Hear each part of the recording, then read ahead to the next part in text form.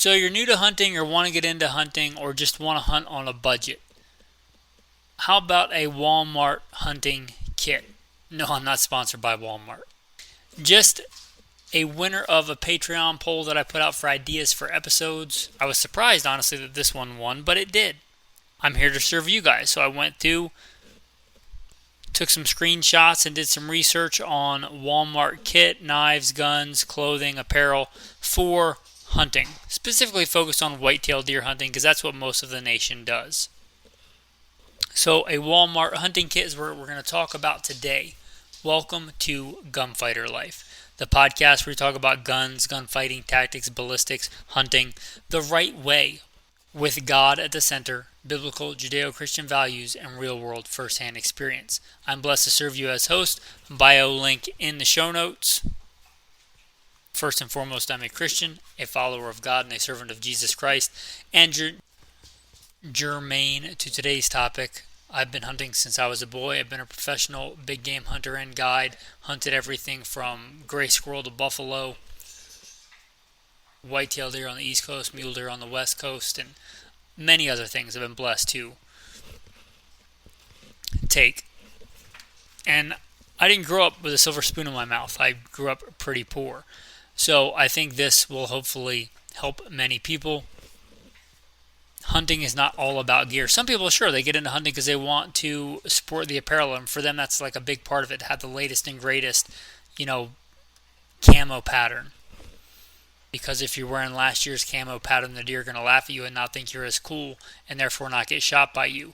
But I'm here to tell you it doesn't really matter. Let's kind of dive into it with a part that I think most men like and nerd out about, and that's knives. And before I jump right into this, this is in the month of October in the year of our Lord 2025.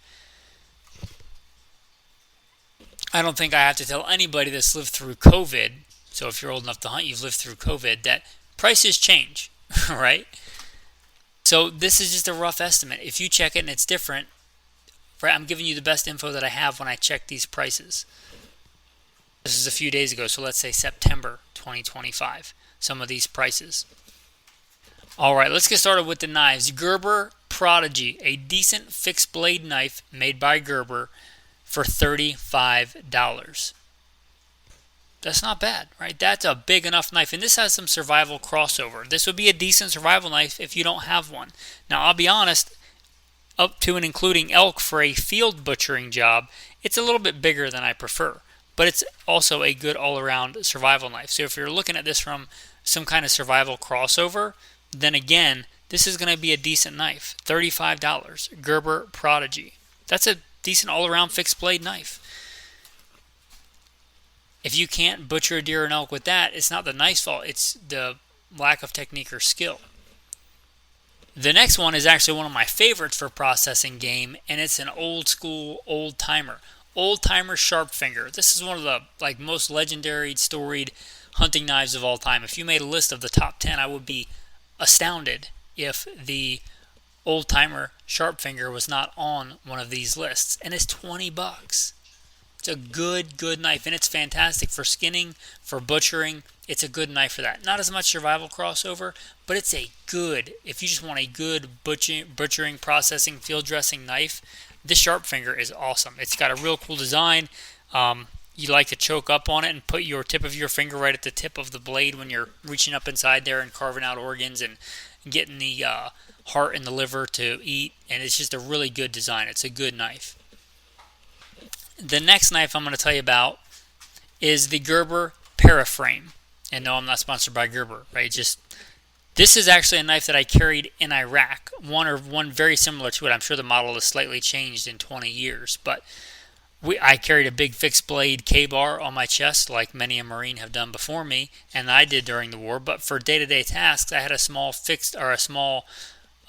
pocket knife, a small folding blade in my pocket. This was it. This or something very close. That was 20 years ago. I'd be surprised if the model hadn't changed slightly.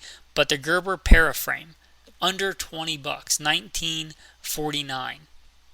Phenomenal. So if you want some crossover for EDC, this is not a bad EDC knife, right? This is one of my EDCs inside the wire in Garrison, when I wasn't rocking a full-size K-bar in the Marine Corps. It's a good knife. Is it the latest and greatest super steel? No, none of these are. We're talking about a budget Walmart knife. So if you want good EDC crossover, maybe look at the Paraframe. If you want a good survival crossover, look at the Prodigy. And if you want a good just hunting butchering knife, look at the Sharpfinger. There are 3 really good options there. You don't need all 3, pick one. Any one of those is going to be suitable for the task of hunting and butchering a white-tailed deer. Next, let's talk about one thing that's probably more important than a knife, because you can make a knife pretty hastily in the field, but is not as cool. Guys don't get as worked up about it, but they probably should, because it's probably more important to your success, and that is footwear. Boots. Boots are really important.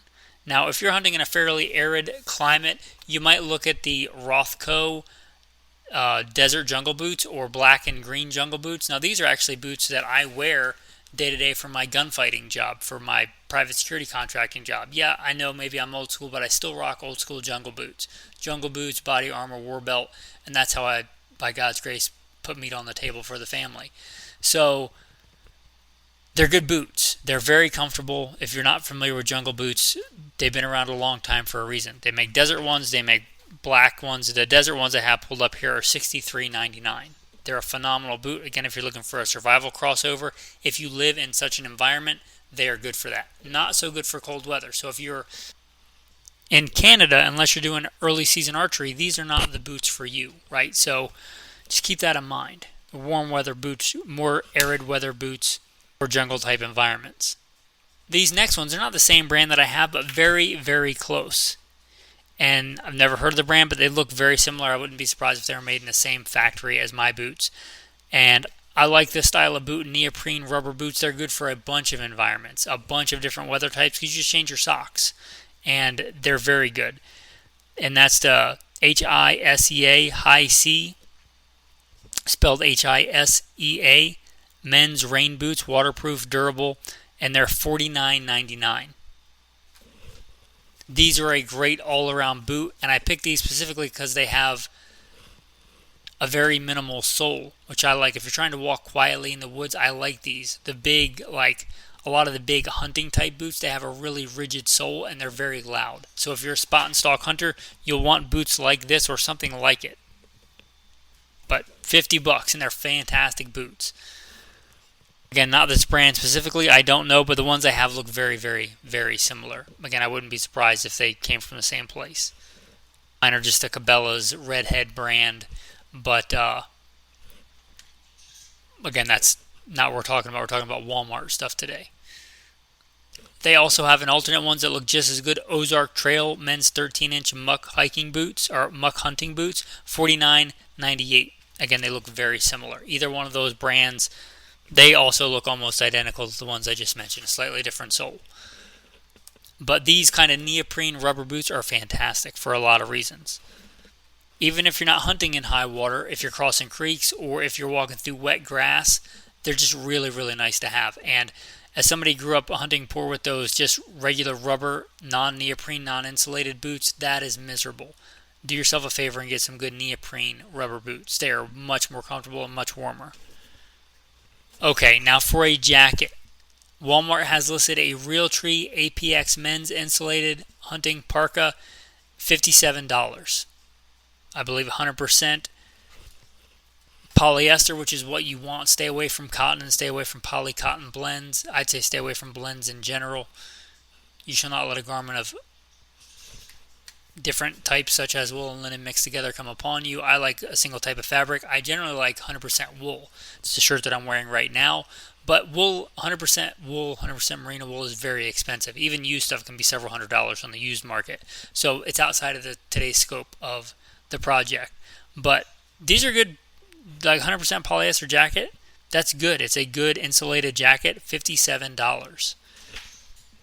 Advice on this or the hoodie that I'm going to mention, the lighter jacket I'm going to mention, get it a size or two bigger. That way you can wear stuff underneath it. Next one, Mossy Oak men's camouflage hunting jacket is $26.47. lighter, thinner jacket, but it depends on where you're hunting, right? You probably don't want a big, giant hunting jacket if you're hunting somewhere warmer. Both of those are camo, and I'm here to tell you the camouflage pattern doesn't really matter. Now, for pants, sadly, I could not find any good hunting pants. And by that I mean like designed for hunting. Most of them were polycotton blends or cotton, which makes no sense. Cotton kills. Don't wear cotton unless you're kicking around the house or something. They were basically camo blue jeans, and if you wear blue jeans, I would say just stop. Unless you're just I don't know why you'd wear blue jeans when there are so much better pants today. But anyway, let's talk about some that I did find. These are just solid, good material pants. They're called men's solid color drawstring elastic waistband pants. They're they come in, well, the two colors I would recommend would be tan or beige and olive drab, and they're $17.98. Good pants. They'll be fine for hunting. Now, I didn't list like underwear, long underwear on the list. Probably you already have those. So you obviously want to dress for the season, right?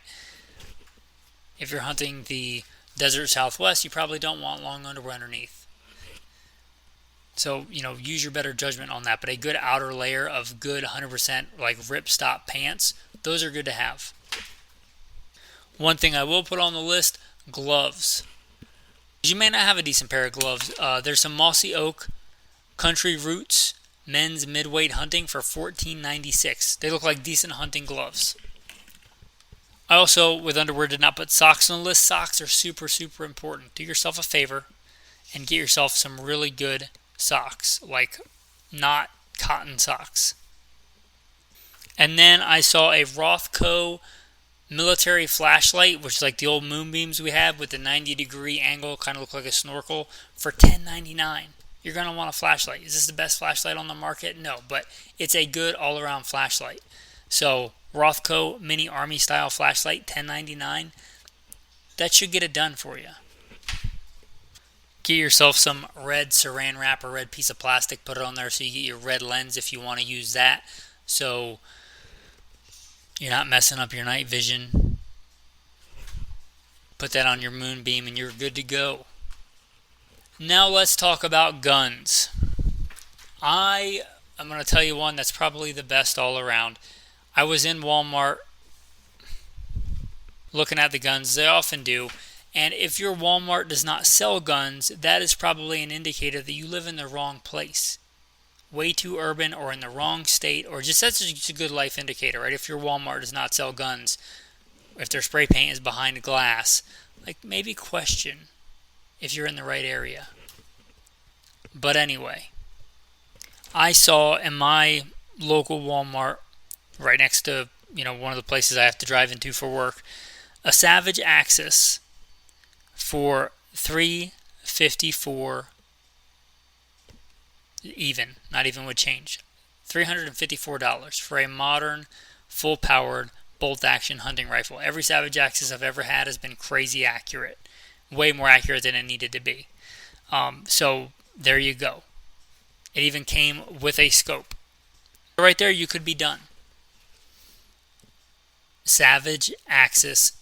If you're looking for a good all-around, and again, if we're talking about the survival aspect, preparedness aspect, get it in 308. It makes the most sense. But Savage Axes can be had in pick your caliber, right? If you want it in a 6.5 Creedmoor, go ahead. If you want it in a 243, fantastic caliber. If you want it in 30-06, probably the most flexible all-around hunting caliber, period, as far as readily available. And as far as readily available goes, let's just say you're going with a 308. If you're just strictly talking about hunting, I would recommend the Winchester XP Extreme Point. I use that as a guide. It's a very good ammo. See if your gun likes that, if the Savage Axis likes it. I'm going to mention that one. If you want to do more of a storage of ammo because it's a little bit cheaper and still very good, and it's proven to be very accurate in a lot of my rifles, that's the Federal High Shock. Federal High Shock. They should have both those loads at Walmart. I've bought both those kind of loads at Walmart. And then the old, classic, dated, but still good Remington core locks. For whitetail deer, Remington core lock 150 grain or the Federal High Shock 150 grain, those are fantastic loads. So either any of those three would be a fantastic choice. And there are others, but I know those. I have no problem recommending those. Now I know that Walmart also does carry Henry rifles. If you wanted to go the lever action route, I wouldn't fault you for it. I think the bolt action 308 makes more sense for a broad variety of practical reasons, but if you just want a lever, you get a Henry lever action in 30-30, that would do fine. If you're just getting into hunting or new to hunting or live on the East Coast, you're probably not shooting past 200 yards anyway. The 30-30 will be okay. Most shots on whitetail deer are taken well under 100 yards, so the 30-30 is going to be fine. Again, I would gear towards a 308. It's not like a 308 won't be more powerful and do better inside 100 yards also, and also give you more reach. But if you want a lever action, 30-30 is an easy recommendation. I would stay away from any of the new hot calibers coming out this year if you're on a budget, because who knows if they'll be around in a year or two, or how hard they'll be to get. There's nothing wrong with new calibers and getting new calibers and trying out new calibers, but that's not today's discussion. A good all around, get a, Savage Axis 308. Even if you got something else later, I don't think you would ever regret having a Savage Axis in 308. It's a phenomenal gun. $354, are you kidding? And there's a Bushnell Trophy Rifle Scope 3-9 for $54.39. Bushnell, that scope's not the greatest scope in the world, but it's a decent scope. Just like the knife thing, if you can't take care of a deer with that scope and that rifle, it's probably your fault, not the scope or the rifle's fault. I'm not even the biggest fan of 3-9s, but for somebody just starting out, until you figure out your style of hunting, it's a good all-around scope. That's why it's the standard. I generally prefer LPVOs, but I'm also a spot and stalk still hunter. I like to spot and stalk and track and still hunt and hunt Oscar Mike, right, on the move. A lot of people aren't doing that. A 3-9 is a good all-around scope. Just a simple duplex reticle, it'll be fine. Learn about max point blank range and hunting inside your max point blank range, and you'll be fine. So, more important than all this stuff is the woodsmanship. And that's one of the reasons I wanted to do this episode, is that it's not just about the gear. The gear. You don't need to spend a ton of money. I didn't add all this up because it was kind of a pick your own adventure. You might pick one of those knives and that would make everything different. But for a few $100, if you want to get into deer hunting, you can do it. And don't think you're at a huge disadvantage. Again, are there better clothes out there? Do I prefer wool? Yeah.